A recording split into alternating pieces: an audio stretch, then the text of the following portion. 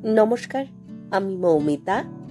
আমার কবিতা পাঠ চ্যানেলে আমার সকল শ্রোতা বন্ধু এবং দর্শক বন্ধুকে আন্তরিক শুভকামনা জানিয়ে আজকের গল্প পাঠ শুরু করছি। আজ আমি আপনাদেরকে পড়ে শোনাব রমাপদ চৌধুরীর লেখা একটি বেশ সুন্দর ছোট গল্প। গল্পের নাম নির্জনতা নেই। শুনতে থাকুন আজকের গল্প নির্জনতা নেই। ছেলেটি রাস্তার এদিকের ফুটপাতে দাঁড়িয়েছিল, বোধহয় বাসের অপেক্ষায়। হঠাৎ দেখলে ওদিকের ফুটপাত ধরে মেয়েটি আসছে। প্রথমটায় হয়তো শুধু রঙিন শাড়ি দেখেই চোখে পড়েছিল, কিংবা মেয়ে বলেই। এই বয়সে চোখ জোড়া নিজের বসে থাকে না, কি যেন খুঁজে বেড়ায়। ছেলেটিও হয়তো সেই জন্যেই বাস আসছে কিনা গলা বাড়িয়ে মাঝে মাঝে দেখছিল বটে, তবু চঞ্চল চোখে এপাশ ওপাশ তাকিয়ে দেখছিল। মেয়েটিকে দেখতে পেয়েই ও চিনতে পারল। একটু বোধহয় বিচলিতও হলো। এক মুহূর্ত থমকে দাঁড়িয়ে কি ভাবল, বাস আসছে কিনা আর একবার দেখল। তারপর ধীরে ধীরে চলন্ত গাড়ি, ট্রাম, রিক্সা এড়িয়ে রাস্তা পার হলো। মেয়েটি বোধহয় কিছু কিনতে বেরিয়েছে, তাই 2-10 পা এগিয়েই আমার একটা দোকানে ঢুকেছিল, আর চাহিদা মতো জিনিসটা না পেয়ে বেরিয়ে আসছিল। এবারও ব্যর্থ হয়ে দোকান ঘর থেকে সবে বেরিয়ে আসছে। ছেলেটির সঙ্গে চোখাচোখি হলো, আর সঙ্গে সঙ্গে যেন লজ্জিত হয়ে পড়ল মেয়েটি। একটা পরিচয়ের মৃদু হাসি দুলে গেল তার ঠোঁটে। সুনন্দর পায়ের গতি আপনা থেকেই একটু দ্রুত হলো, আর ও লক্ষ্য করে বুঝল নীলিমার পা এবার যেন থেমে থেমে চলছে। একবার বুঝি পিছন ফিরেও তাকালো নীলিমা, আর এই ধীর পদক্ষেপে পিছন ফিরে তাকানোয় স্পষ্ট একটা প্রশ্রয়ের ভাব রয়েছে। এটা অবশ্য নতুন কিছু নয়, আর পরিচয়টাও পুরনো। অর্থাৎ ওরা পরস্পরের সঙ্গে ঘনিষ্ঠ হয়েছে, কিন্তু কাছে আসার সুযোগ পায়নি, কিংবা সাহস। কারণ দুজনেরই বয়স অল্প বলেই হয়তো হঠাৎ দুঃসাহসী হয়ে উঠেছে। নীলিমা আগে আগে হাঁটছিল, সুনন্দ একটু তাড়াতাড়ি। সুনন্দ যখন একেবারে পাশাপাশি পৌঁছে গেছে, নীলিমা তখন বুঝি আর চোখে তাকিয়ে নিজের মনেই হাসল। সুনন্দ।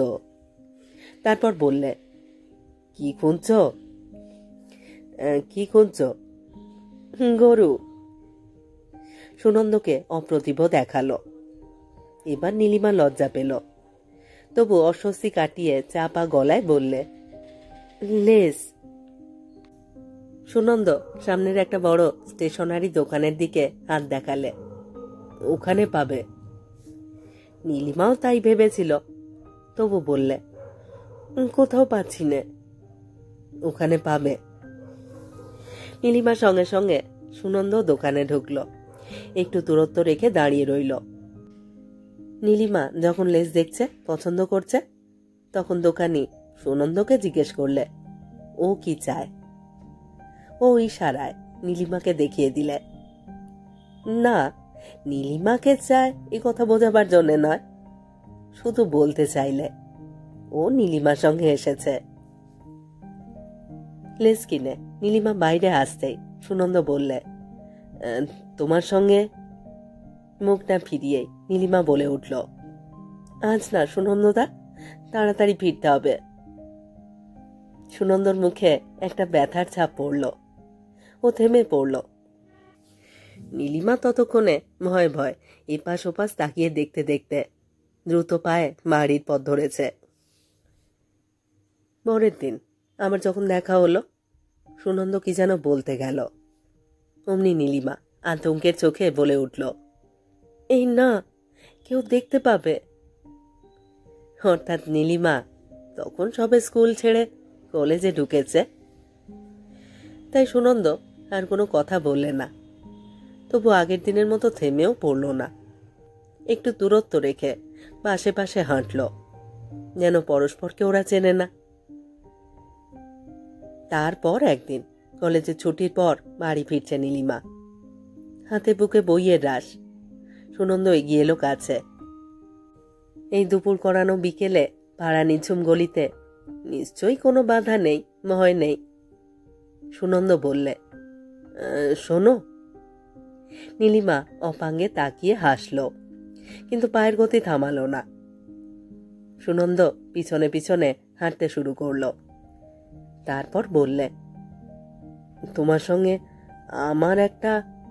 নীলিমা চট করে পিছনে ফিরে তাকিয়েই বললে, লক্ষ্মীটি, তুমি একটু এগিয়ে যাও, কলেজের মেয়েরা আসছে।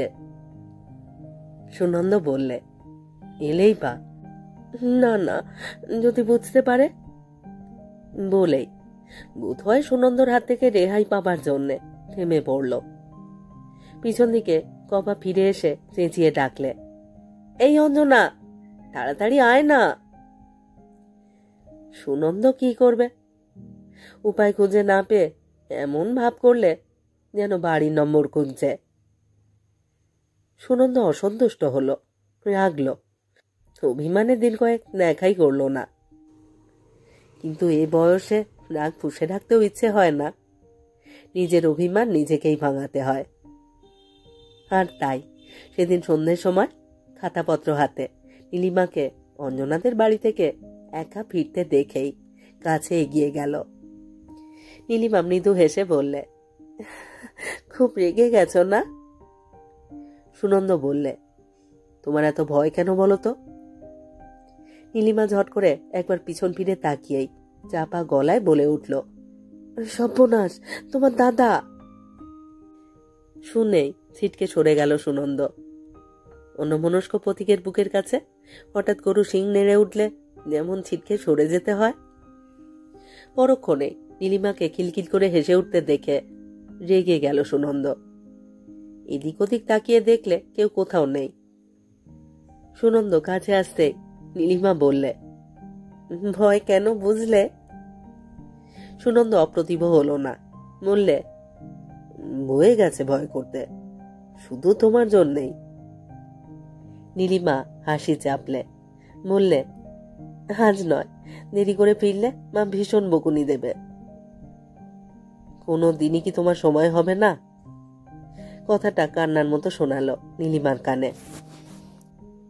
ও বললে, পরশু দিন। ঠিক তো? হ্যাঁ, তাড়াতাড়ি কলেজ ছুটি হবে। তুমি? আমি থাকবো।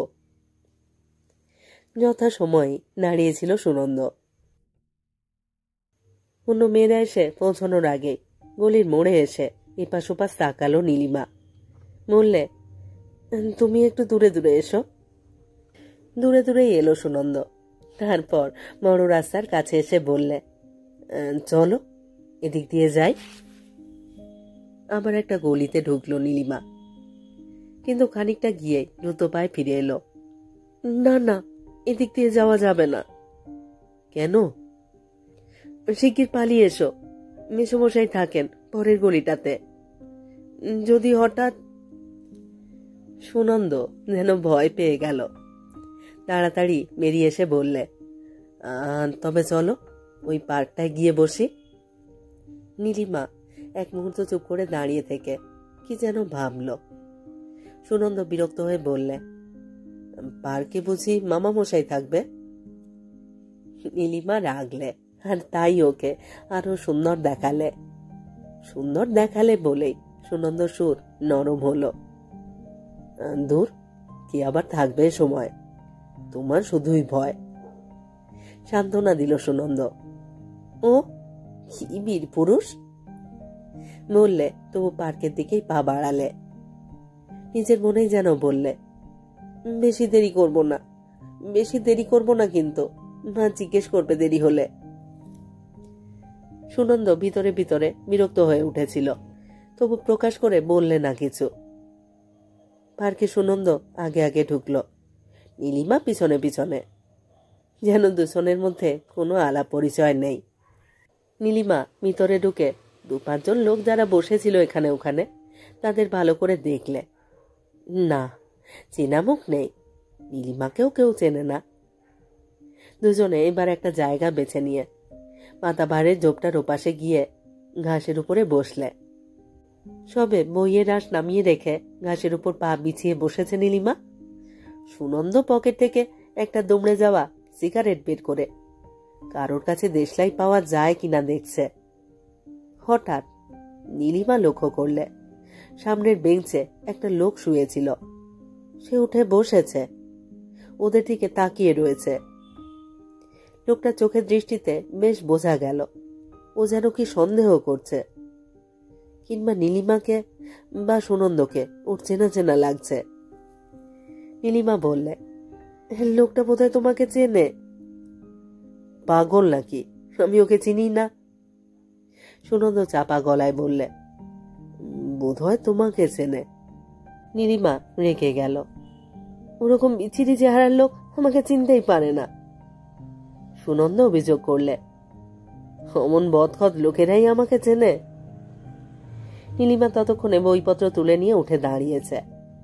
উঠে দাঁড়িয়ে বললে, না না, এখান থেকে চলো, আমার ভয় করছে।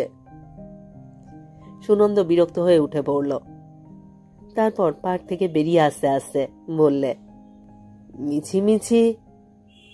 নীলিমা অভিযোগের স্বরে বললে, একেবারে দেখা বন্ধ হলে সেটাই ভালো হবে না? সুনন্দ কোনো উত্তর দিলে না। একটু থেমে রাগত স্বরেই বললে, এর চেয়ে দেখা না হওয়াই ভালো। বেশ তাই বলেই তাড়াতাড়ি একটা বাসে উঠে পড়ল নীলিমা। আর কথাটা বলবার জন্যে সুনন্দর ভীষণ অনুশোচনা হলো। ও ভাবলে নীলিমা হয়তো ওর সঙ্গে আর কথাই বলবে না। আর সেই কথা ভেবে ওর কেমন যেন কান্না পেল। তবু কাঁদল না, কারণ নীলিমা যখন দেখতেই পাচ্ছে না তখন চোখে জল এনে কি লাভ। পরের দিন নীলিমা বললে, কাল জানো এক কেলেঙ্কারি হয়েছিল, আর একটু হলেই।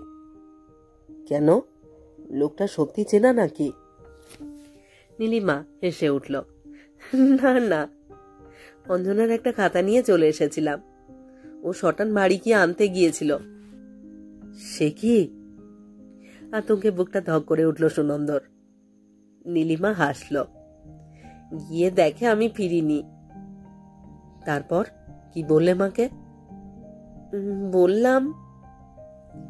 নীলিমার কথা শেষ হবার আগে সুনন্দ বলে উঠল, এই রে ছোট কাকিমা। বলেই উল্টো দিকে হনহন করে এগিয়ে গিয়ে ভিড়ের মধ্যে নিজেকে হারিয়ে দিল সুনন্দ। সে কথা ভেবে পরের দিন খুব একচোট হেসে নিল নীলিমা। তারপর নিজের মনের ক্ষোভটাও প্রকাশ করে ফেলল। কি করা যায় বলো তো? চলো একটা চায়ের দোকানে গিয়ে বসি। তাই ভালো। দুজনে পরপর 3টে রেস্তোরাঁ দেখে সবচেয়ে কম ভিড়ের একটায় ঢুকলো। মহেশে একটা কেবিন দেখিয়ে দিতেই ওরা শুরুত করে ভিতরে গিয়ে বসলো সামনাসামনি। আর বয় পর্দা টেনে দিয়ে চলে গেল। সুনন্দ এতক্ষণে নিশ্চিন্ত হয়ে বললে, হ্যাঁ, তোমাকে আমি কি দেব বলুন? সবে নীলিমার হাতখানা ছুঁয়েছে সুনন্দ, অমনি পর্দার ফাঁকে মাথা গলিয়ে বয় জিজ্ঞেস করলে, হ্যাঁ কি দেব বলুন? জট করে হাতটা সরিয়ে নিয়ে সুনন্দ বললে, কাটলেট। তারপর বয় চলে যেতেই ও পর্দাটা একটু ফাঁক করে বাইরে নতুন কারা যেন এলো দেখতে গেল। পরক্ষণেই বললে, খেয়েছে? কি হলো? নীলিমার মুখেও আতঙ্ক। সুনন্দ ফিসফিস করে বললে, প্রফেসর সেন। নীলিমা দুষ্টুমির চোখে প্রশ্ন করলে, পড়া জিজ্ঞেস করবেন বুঝি? আরে না না, আমাকে চেনে। তাহলেই বা। নীলিমার চোখে বেপরোয়া ভাব। সুনন্দ ফিসফিস করে বললে, মেজো মামার বন্ধু, রোজ তাস খেলতে যায়। নীলিমা চাপা গলায় বললে, এখানে তো আর ঢুকবেন না। সুনন্দর মুখ শুকিয়ে গেছে ততক্ষণে। বের হব কি করে? কেন, উনি চলে গেলে? জানো না তাই বলছো? যেখানে একবার গিয়ে বসেন আর নড়তে চান না। কাটলেট গলা দিয়ে নামছেই না, অথচ প্লেট ফাঁকা হয়ে গেল। কাটলেট শেষ হয়ে যেতেই ময় এসে আবার পর্দার ফাঁকে মাথা ঢোকালো।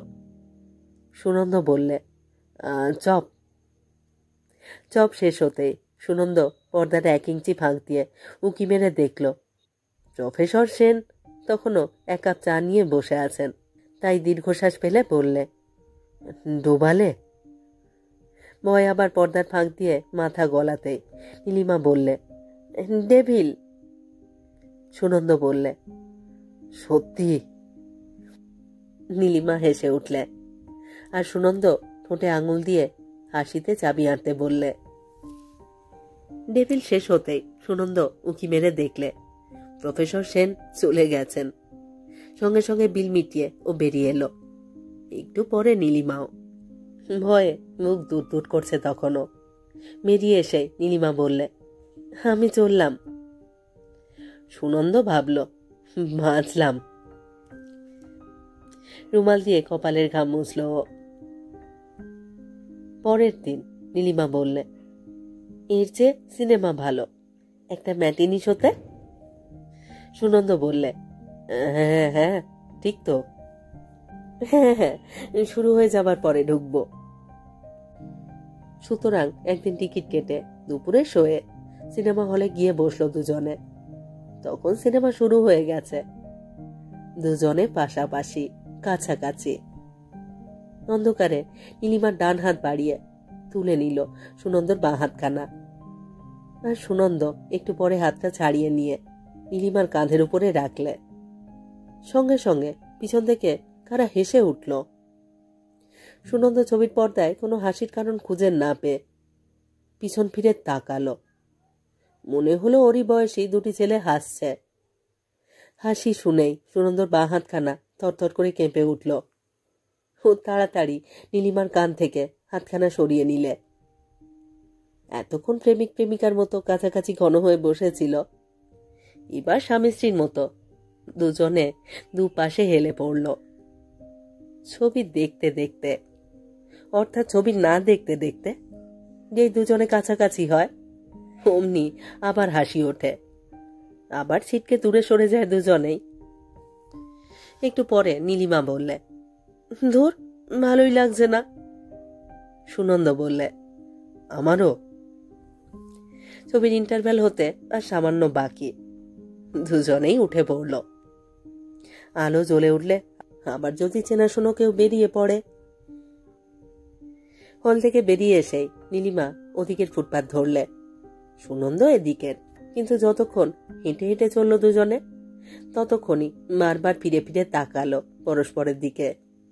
বারবার ঠোঁট টিপে হাসল, ইশারায় কথা বলল। এদিকের ফুটপাত আর ওদিকের ফুটপাত।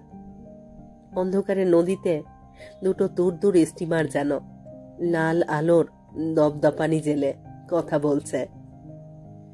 পরে দেখা হতে নীলিমা বললে, ধুর এভাবে কোনো মানেই হয় না। সুনন্দ বললে, সত্যি?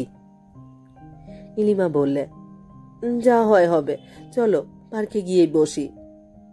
সুনন্দ বললে, হ্যাঁ সেই ভালো। দুজনে এসে পার্কে ঢুকল। নীলিমা আগে আগে, সুনন্দ পিছনে পিছনে। লোকে লোকারণ্য তখন পার। বেঞ্চি একটাও খালি নেই। ঘাসের উপর ছড়িয়ে ছিটিয়ে বসে আছে মানুষগুলো। আর এক সারি ছেলে মেয়ে এক কোণে স্লিপ খাচ্ছে। এক কোণে গিয়ে দাঁড়ালো সুনন্দ। কেউ চেনা জানা আছে কিনা তন্ন তন্ন করে দেখলে, কোথায় বসা যায় খুঁজলে। নীলিমাও একটু দূরে দাঁড়িয়ে সুনন্দর দিকে একবার তাকালে, কেউ চেনাশুনো আছে কিনা খুঁজলে, কোথায় বসা যায় ভাবলে। আর তখনই দুজনেরই চোখে পড়ল পার্কের মাঝখানে ঘাসের উপর। চারপাশে এত লোকজন, এত হই হল্লা, আর তার মাঝখানে ঘাসের উপর খালি গায়ে একজন জোয়ান হিন্দুস্তানি, রিক্সাওয়ালা হয়তো, বেশ শক্ত সমর্থ চেহারা, আর একটি যুবতী বয়সের উচ্ছল স্বাস্থ্যের কালো কুলো মেয়ে। চ্যাপ্টার নাক, গোল গোল চোখ, রূপের কমতিটুকু পুষিয়ে দিয়েছে যৌবনের প্রাচুর্যে। নীলিমা মুগ্ধ চোখে তাকিয়ে দেখছিল। লোকটা মেয়েটা চুলে আঙুল চালিয়ে উকুন বেছে দিচ্ছিল বোধহয়। নখে উকুন ধরেছে, আর 2 আঙুলের নখে টিপে উকুন মারছে মনে হলো।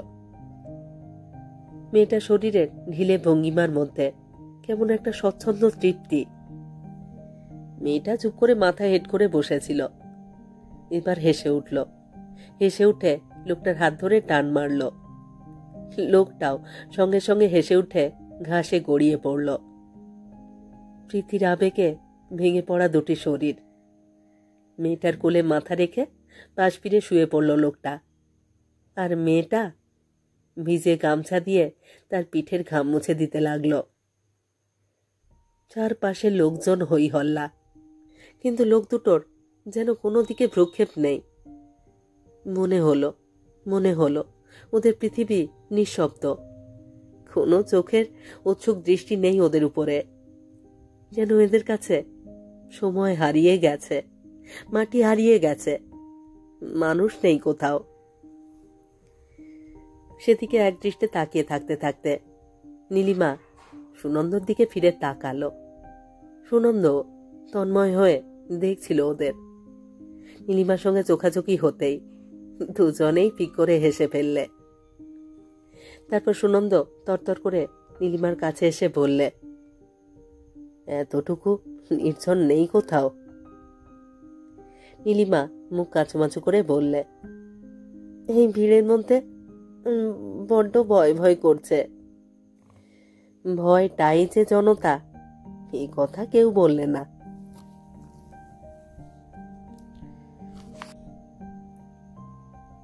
শেষ হলো আজকের গল্প, রমাপদ চৌধুরীর লেখা গল্প নির্জনতা নেই। কেমন লাগলো আজকের গল্পটি?